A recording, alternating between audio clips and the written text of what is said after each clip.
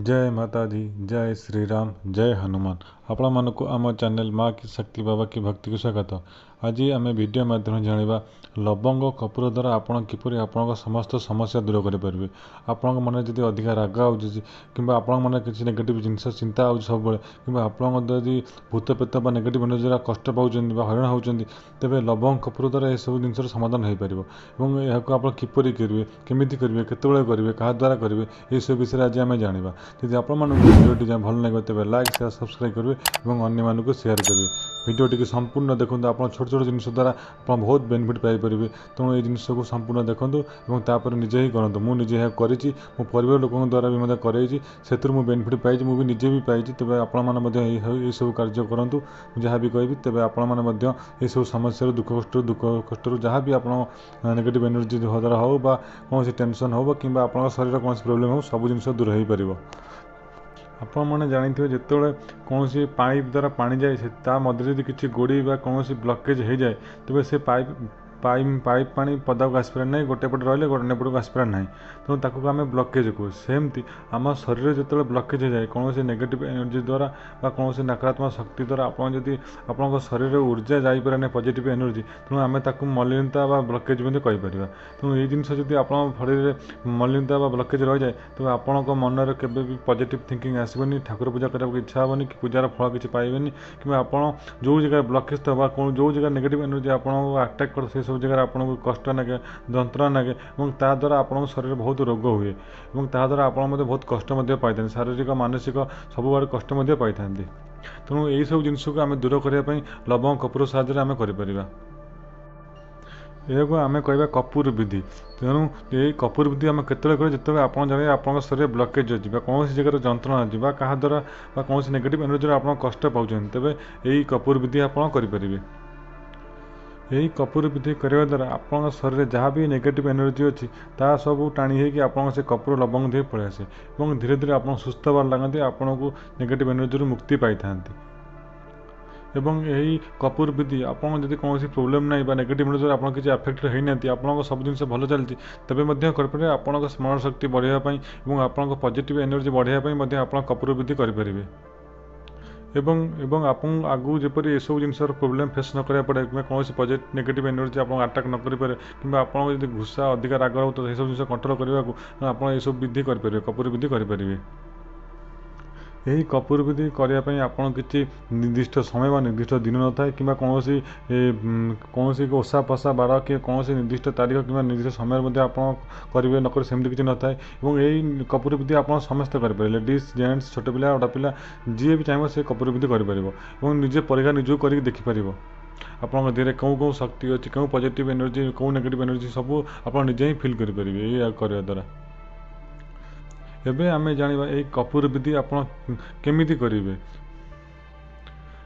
प्रथमे आपण चारि खंड कपूर एवं 4टी लवंग आनतु एवं आपण जिते ठाकुर पूजा करिया जाउछन्ति बा ठाकुर पूजा कर सारा पर दीप जलाइला पर दीप धूप भोग दे सारा पर आपण जिते आपण निज मंदिर हो परिबो घर मंदिर हो परिबो बा आपण घर पाख मंदिर जोटी पसंद आपण निज घर पसंद जानि पर निज घर मध्ये आपण सब जिंस करि परिबे। ठाकुर आगे बसिकी आपण 4टी कपूर आनिबे दुई हाथ रे एपट 2टा कपूर सेपट 2टा कपूर एवं एपट 2टा लवंग सेपट 2टा लवंग एवं आपण ताको हाथ मुठा को बंद कर रखिए एवं आपण जो ठाकुर को पूजा करछन्ती ताको आगे बसथिबे एवं आपण सबुठु अधिक मंत्र जहाँ भी करछन्ती आपण जेतले आपण ठाकुर पूजा करछन्ती जो मंत्र प्रत्येक दिन करछन्ती बा अधिक अधिक जप करछन्ती किंबा आपण जो मंत्र नहले आपण जदि प्रत्येक दिन हनुमान चालीसा पढ़छन्ती हनुमान चालीसा मध्ये किंबा बजरंग बण आपण जहाँ भी मंत्र सबुदिन करछन्ती सेही भगवान को सेही मंत्र आपण पढ़िबे एवं ता पूर्व आपण ठाकुर को विनती करेंगे ठाकुर भगवान यदि मो शरीर कौन नेगेटिव एनर्जी थाए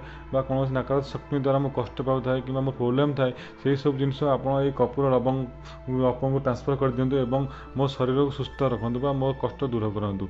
यह करके आप करेंगे हाथ 2टा को टाइट करेंगे जब आप किसी मंत्र करना फास्ट टाइम कर गोटे जिन मन रखते हनुमान चालीसा आप 11 थर 41 थर जहाँ भी 21 थर आप जी पारे मिनिमम 11 थर करेंगे ଏବଂ ହାତ ଯେତେବେଳେ ଆପଣ ମନ୍ତ୍ର ପାଠ କରୁ ସେତେବେଳେ ଦୁଇଟା ହାତ ଟାଇଟ୍ କରି ରଖିଥିବେ।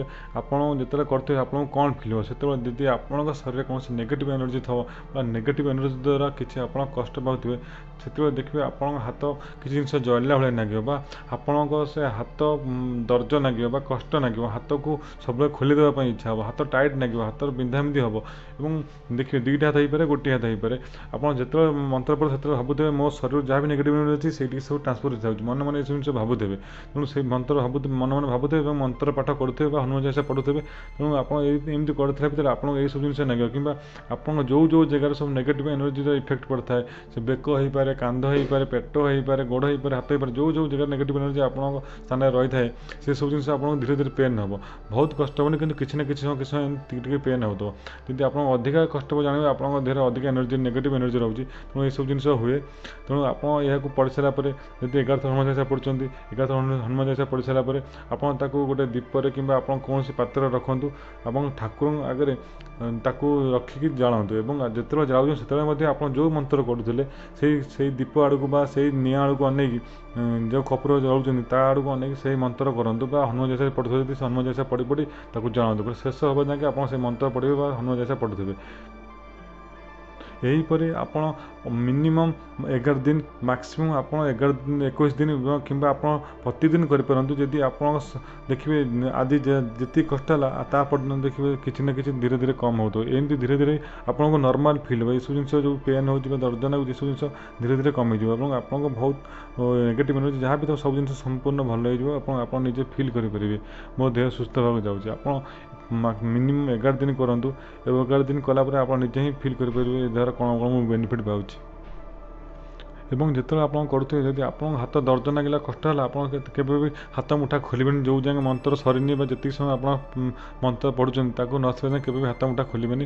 ତାପରେ ହାତ ମନ୍ତ୍ର ସରିଲା ପରେ ତାକୁ ଜାଳିବେ ଏବଂ ମନ୍ତ୍ର ପାଠ କଲା ପରେ ମନ୍ତ୍ର ପାଠ ପଢ଼ି ତାକୁ ମଧ୍ୟ ଜାଳିବେ। ଏବଂ ଜାଳିଲା ପରେ ତା'ର ଯେଉଁ ପାଉଁଶ କିମ୍ବା ତା'ର ଯେଉଁ ଅଂଶ ରହିଯିବ ଲବଙ୍ଗର ତାକୁ ଫୋପାଡ଼ି ଦେବେ, ଘର ବାହାରକୁ ଫୋପାଡ଼ି ଦେବେ।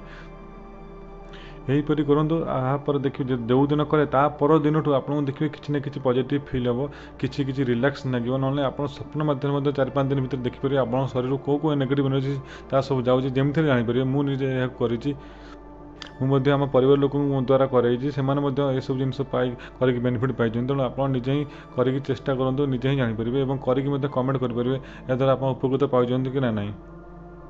ଯଦି ଏହାକୁ ପ୍ରତିଦିନ କରୁଛନ୍ତି ଆପଣଙ୍କ ଶରୀରରେ ବହୁତ ଜିନିଷ ପଜିଟିଭ୍ ଏନର୍ଜି ଆସିଥାଏ, ନେଗେଟିଭ୍ ଏନର୍ଜି ନଷ୍ଟ ହୋଇଥାଏ। ଏବଂ ଯଦି ଆପଣ ଜାଣିପାରିଲେ ମୁଁ ସୁସ୍ଥ ହୋଇଗଲି ଏସବୁ କରିବା ପାଇଁ, ଯଦି ଆପଣ ଚାହୁଁଛନ୍ତି ତାହେଲେ ପ୍ରତ୍ୟେକ ମଙ୍ଗଳବାର, ଶନିବାର ଆପଣ ଭଗବାନଙ୍କ କତିରେ ବସିକି ମନ୍ଦିରରେ କିମ୍ବା ଆପଣଙ୍କ ଠାକୁର ଘର ପୂଜା ଘରେ ବସିକି କରିପାରିବେ।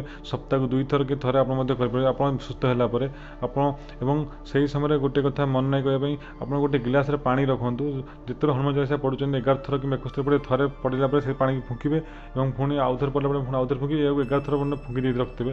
ଯେତେବେଳେ ତାକୁ ଜାଳି ସାରିବେ ତାକୁ ମଧ୍ୟ ସେ ପାଣିକୁ ପିଇଦେବେ। ଆପଣ ଫୁଙ୍କି ରଖିଥିବେ ଯେଉଁ ପାଣି ତାକୁ ପିଇଦେବେ ଏବଂ ତା ଦ୍ୱାରା ମଧ୍ୟ ଆପଣ ଡବଲ୍ ଏନର୍ଜି ପାଇଥାଏ। ଆପଣ ପାଣି ଦ୍ୱାରା ମଧ୍ୟ ବହୁତ ଏନର୍ଜି ଯେଉଁ ହନୁମାନ ଚାଳିଶାରେ ଥାଏ ସେସବୁ ଜିନିଷ ପାଣିକୁ ପଳେଇ ଆସିଥାଏ ଏବଂ ସେୟାକୁ ମଧ୍ୟ ଆପଣ ଶରୀରରେ ପିଇଲେ ଏହା ଆପଣ କ୍ୱିକ୍ ରିଆକ୍ସନ୍ କରେ ବା ଯାହା ବି କୌଣସି ନେଗେଟିଭ୍ ଏନର୍ଜି ଥିବ ତାର ଶୀଘ୍ର ନଷ୍ଟ ହୋଇଥାଏ ବା ଆପଣଙ୍କ ଶରୀର ଶୀଘ୍ର ସୁସ୍ଥ ହୋଇଥାଏ। ତେବେ ଏହିପରି କରନ୍ତୁ, ଆପଣ ନିଶ୍ଚୟ ଉପକୃତ ହେବେ। ମୁଁ ଉପକୃତ ହେଇଛି, ତେଣୁ ଆପଣ କରନ୍ତୁ। ଯଦି ଆପଣମାନଙ୍କୁ ଏହି ଭିଡ଼ିଓଟି ଭଲ ଲାଗିଲା ତେବେ ଲାଇକ୍, ସେୟାର, ସବସ୍କ୍ରାଇବ୍ କରିବେ ଏବଂ ଅନ୍ୟମାନଙ୍କୁ ସେୟାର କରିବେ। ତେବେ ଆଜି ପାଇଁ ରହୁଛି। ଜୟ ଶ୍ରୀରାମ।